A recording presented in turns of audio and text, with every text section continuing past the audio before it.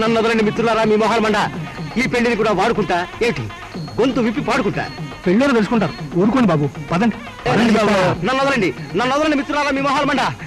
ఈ బండినే వేదికగా వాడుకుంటా, నా గుండెతో పాడుకుంటా. చూడండి మేఘ గారు, మీ ఘన సన్మానం చేయబోతున్నాం కదా మేము. మగ సరస్వతి దేవిని సత్కరించబోతున్నారు మీ మొహాల మండ, అదృష్టవంతులా. అందుకని ఆ సన్మానం అయ్యేదాకా మీరు ఇలా చిత్తకాటి కుక్కలా? ఇలా అంటున్నాను ఏమనుకోవద్దు. కుక్క అంటే భైరవుడు. అలా కానీ కాలభైరవుడు ఏమిటి మహానుభావుడు మీ మొహాల మండ. మండినా సరే మీరు ఇలా ప్రతి పందిట్లోకి ప్రతి పెళ్లిలోకి వచ్చి అలరి చేయకూడదు. అవి శుభకార్యాలు కదా పాపం. మీ మొహాల మండ, ఇంతవరకు నేను తెలుగులో అద్భుతమైన రచనలు చేశానా? ఇక ఇప్పుడు కాళిదాసుని దెబ్బ కొట్టేలా ఏమిటి, ఈ పెళ్లి కోసం సంస్కృతంలో ఒక ప్రత్యేక రచన చేశా మీ మొహాల మండ. తెలుగు ఏంటనే ఎక్కిళ్ళొస్తాయి, ఇంక ఈ భాష అంటే ఏడిపోతుందేమో. అలా కానీ మలయ మార్తలాగం ఆత్యాళం 2:30.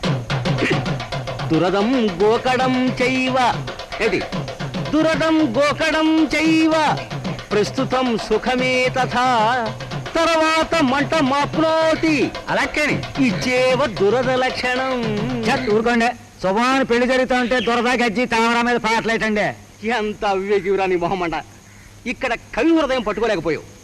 దురద పుడితే గోకినప్పుడుండే తాత్కాలికమైన హాయిని ఏమిటి ఈ దంపతులు జీవితాంతం అనుభవించాలని నా కోరిక మీ మొహాల మండ. ఆహా, ఇంతటి నికృష్టపు దరిద్ర పోలిక ప్రపంచంలో ఏ కవికి సాధ్యపడదు మహానుభావ.